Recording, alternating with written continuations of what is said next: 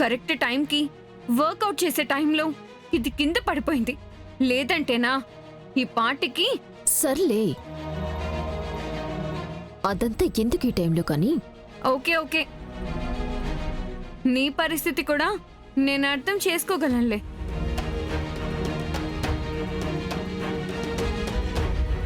సరే, కొడితే కొట్టాడు, దర్శనేగా. మళ్ళీ దీన్ని దర్శన్ చేతికి పెట్టేశానంటే అంతా సెట్ అయిపోద్ది. ఈసారి మిస్ అయ్యే ఛాన్సే లేదు.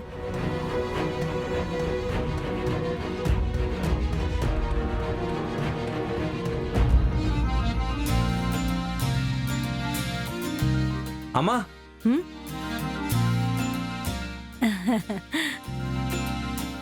ఇవిగో.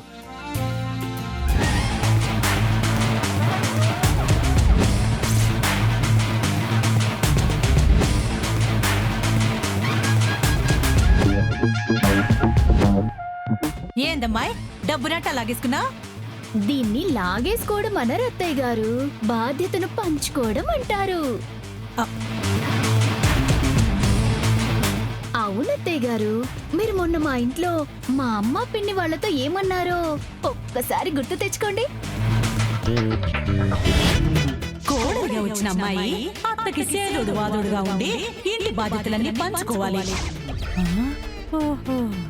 అందుకే అత్తయ్య గారు, ఇవాల్టి నుంచి మా ఆయన సంపాదించిందంతా చూసుకునే బాధ్యత నేనే నా నెత్తిన వేసుకుంటున్నాను.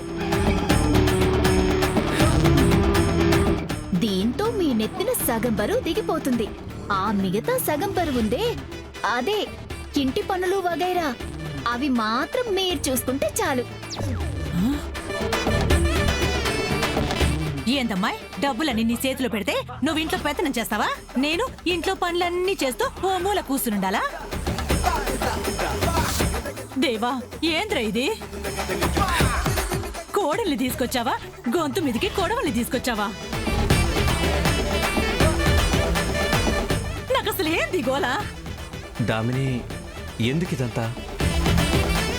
అమ్మకి ఆ డబ్బులిచ్చే, ఇంటి ఖర్చులంతా అమ్మే మేనేజ్ చేసుకుంటుంది.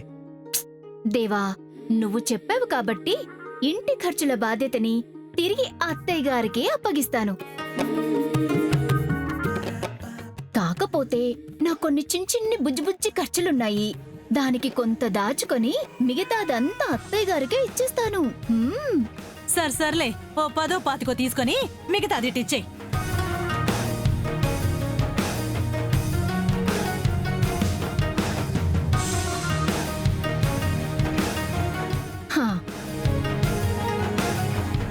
ఏంటి 500 నీ ఖర్చుకి?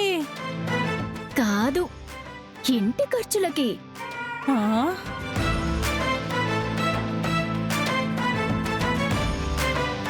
ఇవేమో నా చిన్ని బుజ్జి ఖర్చులకి.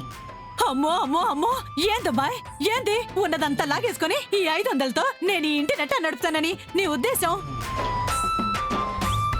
ఉన్నదానితో సంసారాన్ని నడిపించడమే కదా బాధ్యతలు మోయడం అంటే.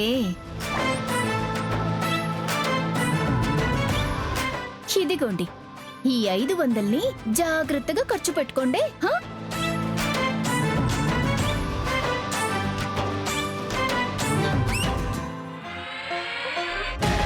అవును, దీంతో నేను సంసారాన్ని ముందుకు సాగించాలి. ఇంతకీ ఆ డబ్బుతో నీకున్న చిన్ని బుజ్జి ఖర్చులు ఏందమ్మాయ్?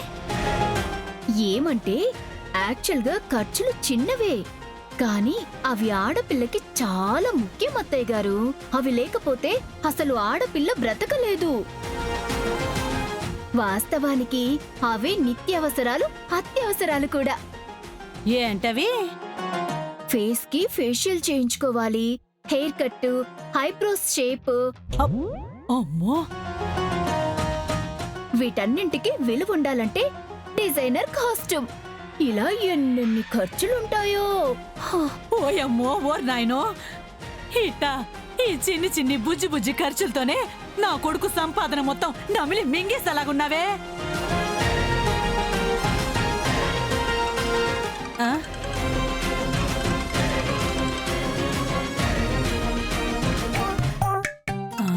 సుందరం ఈడెందుకు చేస్తున్నాడు ఫోను? చెప్పరా అబ్బాయి. హలో పిన్నే, ఒక ముఖ్యమైన పని విషయం మాట్లాడదామని ఫోన్ చేస్తుండా. ఏంద్రా అది? డబ్బులొచ్చే పనేదైనా ఉంటేనే చెప్పు. డబ్బులొచ్చే పనే పిన్ని. హా? అవునా?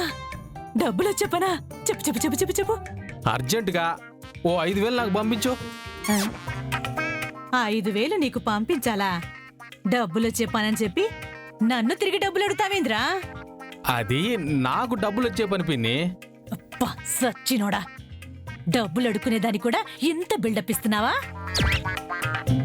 అయినా నా కోడలే ఉన్న డబ్బంతా దోసేసుకుందని ఏడుస్తా ఉంటే మళ్ళీ నువ్వు నన్ను డబ్బులు అడుగుతావేందే? అత్తయ్య గారు, ఎవరో డబ్బులు అడుగుతున్నట్టున్నారు. దూరపు చుట్టంలే అమ్మా, దేవాకి అన్న వరసవుతాడులే.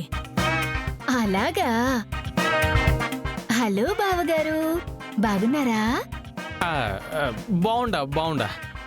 బాగున్నప్పుడు ఎందుకు ఫోన్ చేసి డబ్బులు అడగడం? ఆవిడ దగ్గరున్న డబ్బులు పాపం ఇంటి ఖర్చులకే సరిపోతాయి. మీరిలా ఫోన్లు చేసి అడిగితే ఎక్కడి నుంచి తెచ్చిస్తారు డబ్బులు? ఇంకోసారి ఇలా డబ్బులంటూ ఫోన్లు చేస్తే బాగోదు. ఏమనుకుంటున్నారు?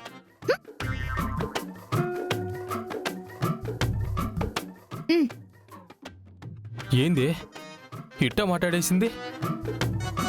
ఛ!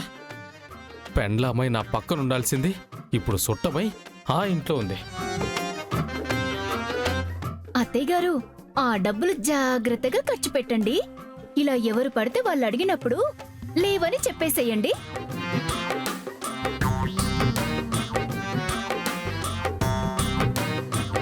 అబ్బాయి, ఏంద్రయ్యమ్మ ఇట్ట ఉండది? అమ్మా, దామినిది చిన్నపిల్ల మనస్తత్వం. ఈ లైఫ్ మొదలుపెట్టింది ఇప్పుడే కదా. డబ్బుని ఇంటి నుంచి వచ్చిన అమ్మాయి తను ఇలా కాకపోతే ఎలా ఉంటుంది చెప్పు?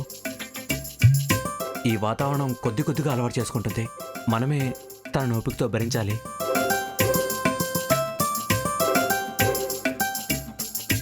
భరించేవాణ్ణి భర్త అంటారా అత్తనరు. దానికి నేనేంటో చూపించకపోతే నా పెత్తనం కోడలి కాలు దగ్గరికి పడిపోతుంది.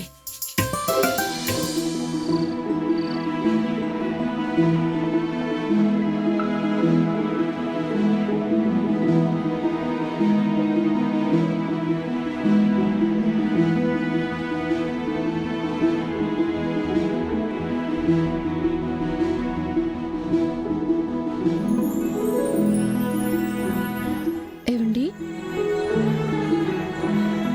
చందమామ లాంటి మా శ్రీవారు ఆకాశంలోని చందమామ వంక అలా చూస్తూ ఉండిపోయారేంటి?